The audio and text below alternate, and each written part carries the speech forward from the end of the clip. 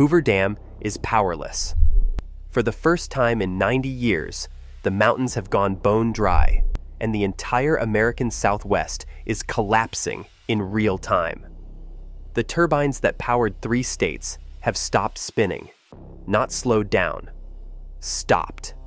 And the reason why should terrify every single person living west of the Rocky Mountains. Picture Las Vegas going dark. Picture Phoenix farms turning to dust. Picture 40 million Americans across 7 states waking up to a future where the water just isn't there anymore. This is not a drought. This is not a bad year.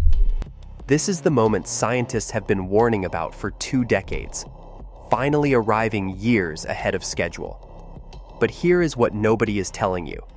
The snowpack feeding the Colorado River just read 0. Not low, not reduced. 0%.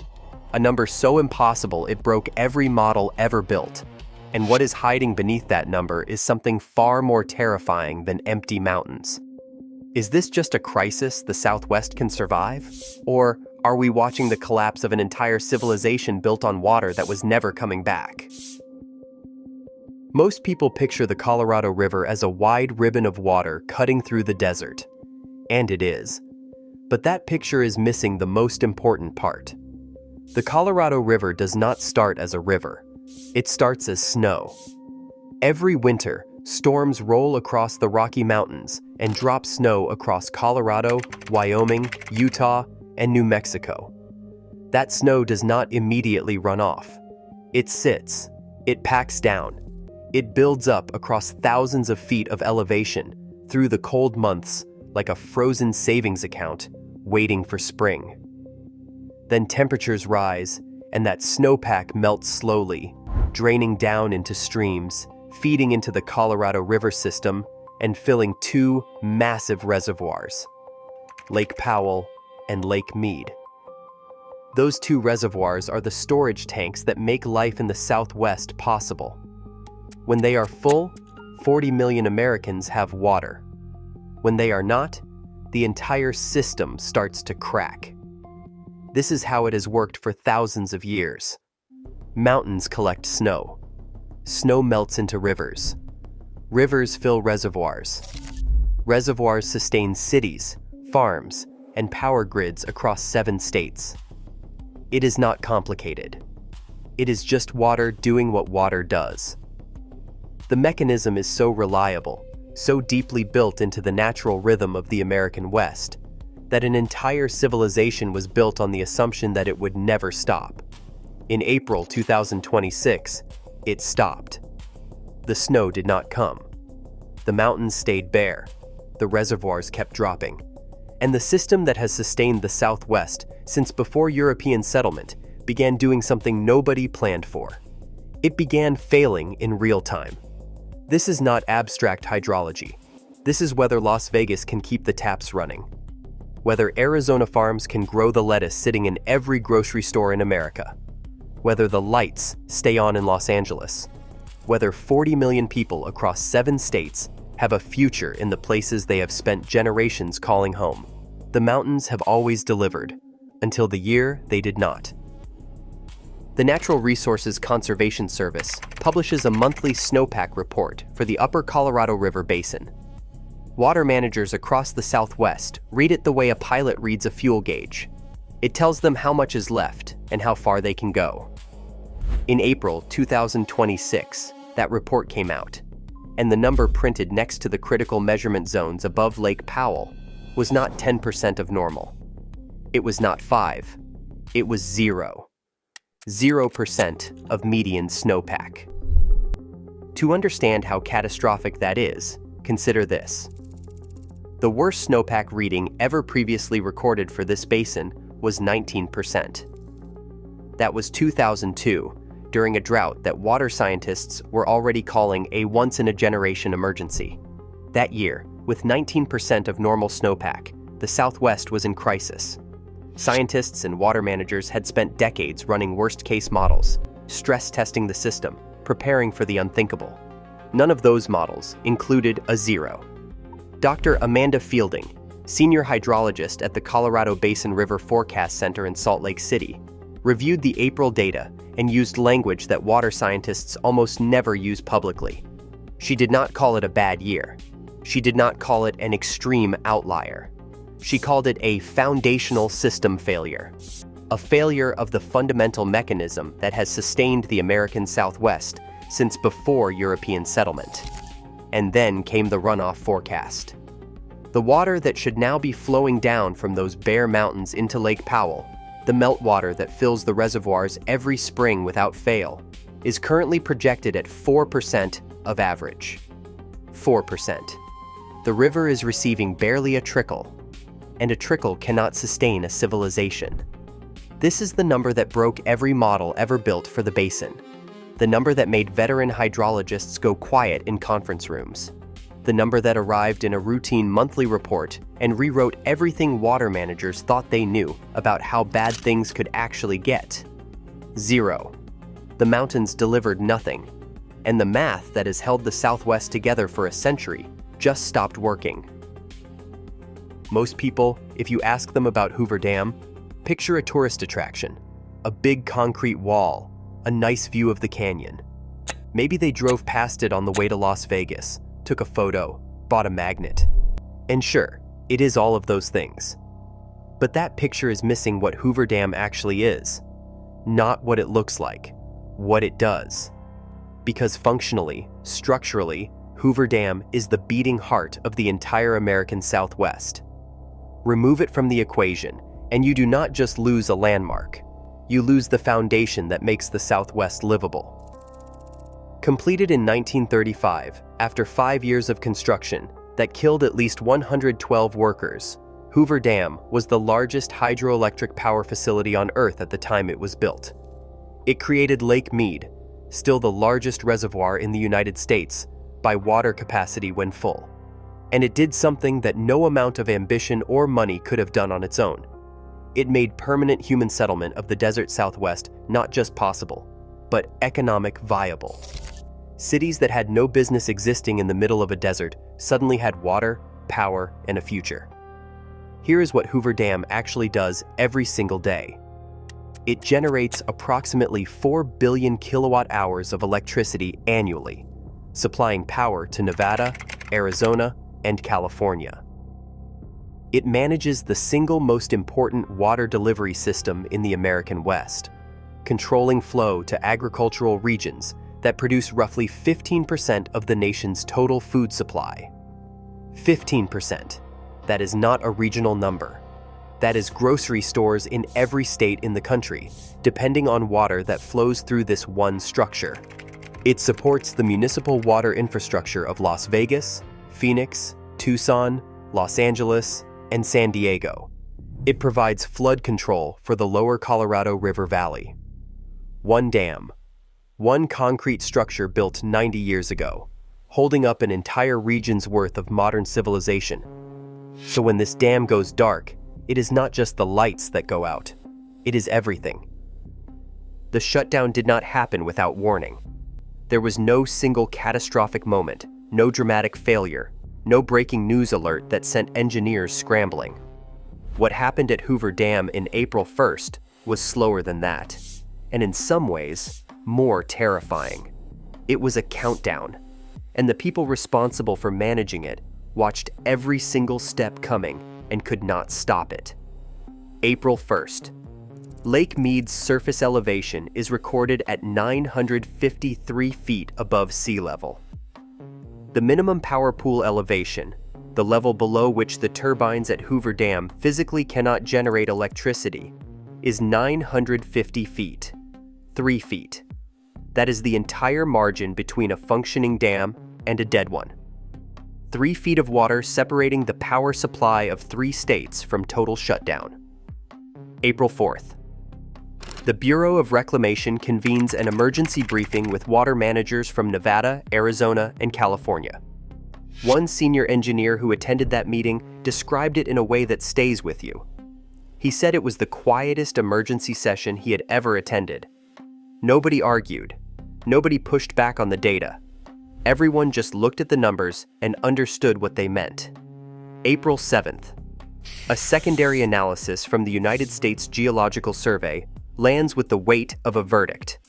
Without significant unforeseen precipitation, which the National Weather Service rates at less than 3% probability before June, Lake Mead will reach what engineers call dead pool elevation by late summer 2026. Dead pool. That phrase needs a moment. Dead pool is the level at which water can no longer flow downstream through the dam at all. Not reduced flow, not emergency flow, no flow. The Colorado River stops moving. April 9th, 10:47 in the morning, Mountain Time. The Bureau of Reclamation formally announces the suspension of hydroelectric generation at Hoover Dam. The turbines spin down. The power output flatlines. And for the first time since the dam became operational in 1936, Hoover Dam goes dark. The mountains stopped delivering. The lake stopped rising. The turbines stopped turning. If you have ever seen a photograph of Lake Mead in the last few years, you already know about the bathtub ring, that pale white stripe running along the canyon walls above the current waterline. It looks almost geological, like a natural feature of the rock. It is not. That white band is calcium carbonate, mineral deposits left behind by decades of higher water levels, tracing the outline of a lake that used to exist.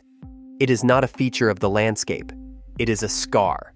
And in April 2026, it is the most visible proof on Earth that something has gone permanently, structurally wrong. Lake Mead hit its all-time recorded high in July 1983 when its surface sat at 1,229 feet above sea level. Essentially full capacity. That was 43 years ago. Since then, the trajectory has been almost perfectly linear in its decline, not a jagged graph with recoveries and crashes. A slow, relentless, one-direction slide downward. By July 2022, the lake had dropped to 1,041 feet, the lowest level recorded since it first filled in the 1930s. Emergency water cuts hit the basin. Farmers in Arizona watched their federal allocation slashed by 30% overnight. The crisis made international headlines. Then something happened that gave everyone permission to stop worrying. The basin received 2 consecutive above-average snowpack years in 2023 and 2024. Lake Mead partially recovered. People exhaled. Cable news ran comeback stories. Water managers who had been sounding alarms for years suddenly found themselves talking to smaller audiences. The emergency, it seemed, had passed. It had not passed. It had paused. In April 2026, Lake Mead sits at 953 feet and is falling. In some locations, the bathtub ring now measures over 100 feet tall. 100 feet of exposed canyon wall that used to sit underwater. That is a 10-story building of missing water, visible from space, growing taller every single day. It is not a natural feature. It is a monument to 2 decades of taking more out of a system than nature can put back, and the monument is still being built. The Colorado River Compact of 1922 divided the river's water between 7 states: Colorado, Wyoming, Utah, New Mexico, Arizona, Nevada, and California. At the time the compact was signed, the allocated water volumes were based on flow measurements taken during one of the wettest decades in the river's recorded history. The scientists who negotiated that compact were not incompetent. They were not careless. They were just unlucky with their timing. The river they measured was not the average river. It was the Goodyear's River. And for over a century, the entire water infrastructure of the American West has been built on that optimistic miscalculation. Now, all 7 states are staring at what happens when the math finally stops working. Nevada draws approximately 90% of its municipal water from Lake Mead. Las Vegas, a city of 2.2 million people in the middle of one of the driest deserts on the continent, implemented Stage 4 water restrictions on April 10th. Outdoor irrigation is banned. Hotel pools are being drained. The famous fountains of the Las Vegas Strip have gone dark. Arizona is facing an existential agricultural crisis. Farms growing lettuce, cotton, and citrus for national markets are receiving water notifications that essentially read, "Figure something else out." Arizona's Water Authority estimates crop losses in the 2026 growing season could exceed $7 billion. California holds the most senior water rights in the lower basin. But seniority means nothing if the lake physically does not contain the water. The Metropolitan Water District of Southern California, which serves 19 million people, has activated emergency conservation protocols and is drawing down storage reserves that were designed for short-term disruptions, not multi-year structural failure. Utah and Colorado face a different problem. They are legally required to pass minimum flow to the lower basin states every year, regardless of conditions. In a zero snowpack year, meeting that obligation means draining their own reserves. Colorado's state water engineer filed an emergency compact relief petition on April 8th. It has not received a response. 7 states, 40 million people, 1 river, and the river is almost gone. Here is what has climate scientists not just concerned, but genuinely shaken. This is not a random bad year. The 0% snowpack reading in April 2026 is not a fluke of weather variability, not a one-in-a-century anomaly that the system will recover from if everyone just waits long enough. It is the clearest signal yet that the Colorado River Basin has crossed into a fundamentally different climate regime, one that the infrastructure of the American West was never designed to survive. Dr. Jonathan Weiss, paleoclimatologist at the University of Arizona's Laboratory of Tree Ring Research, has spent his career analyzing the Colorado River's flow history, going back over 1,200 years using tree ring data. His research identified what he calls a structural aridification signal in the basin, a drying trend so consistent, so deeply embedded in the regional climate data across more than a millennium of records, that it cannot be explained by natural variability alone. This is not weather. This is the region changing. The mechanism is not complicated. The atmospheric pattern that pulls Pacific moisture inland and deposits it as snow on the Rockies is being disrupted by warming oceans and jet stream destabilization. Storms that historically hit Colorado now slide north into Canada. The mountains wait. The snowpack does not come. And here is the part that keeps scientists up at night. Even when precipitation does fall, warmer temperatures mean more of it arrives as rain instead of snow. Whatever snow does accumulate melts earlier in the season, before the reservoirs can capture it. The Rocky Mountains are losing their ability to store water and release it slowly.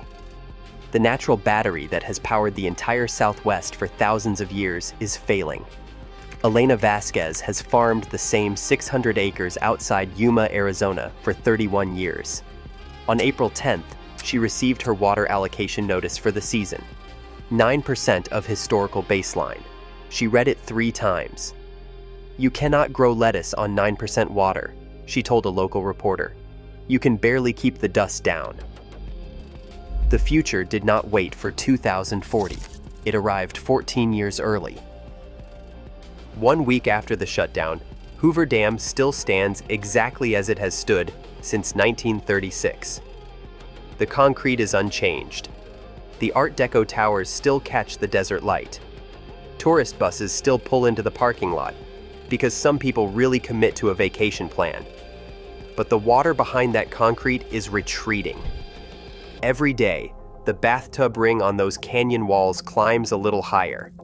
Every day, Lake Mead drops a little lower. Every day, 40 million people edge a little closer to decisions they were never supposed to face. The Colorado River carved the Grand Canyon over 5 million years. It does not disappear overnight, but it is diminished beyond anything the people who built this civilization ever allowed themselves to imagine. The snowpack is gone. The reservoir is falling. The political framework managing all of it was built on assumptions that no longer exist. A 1922 compact negotiated around a river that was having its best years. A dam built to last forever, now silent for the first time in 9 decades. A system designed for abundance, finally confronting scarcity. The mountains are bare. The turbines are silent. The water is not coming. Not yet. Maybe not for a long time. What happens next depends on decisions that governments, water managers, and 40 million ordinary people are going to have to make faster than anyone planned for. The window to manage this is open. The data is clear about one thing above everything else. That window will not stay open forever. The snow is gone. The dam is dark. And 40 million people are one bad winter away from a crisis that has no easy exit. This is not a weather story. This is a civilization story. The Colorado River built the American Southwest. And right now, the American Southwest is watching it disappear in real time. The question is no longer whether this gets worse before it gets better. The question is whether the people making decisions about this water have finally run out of time to keep pretending tomorrow is someone else's problem.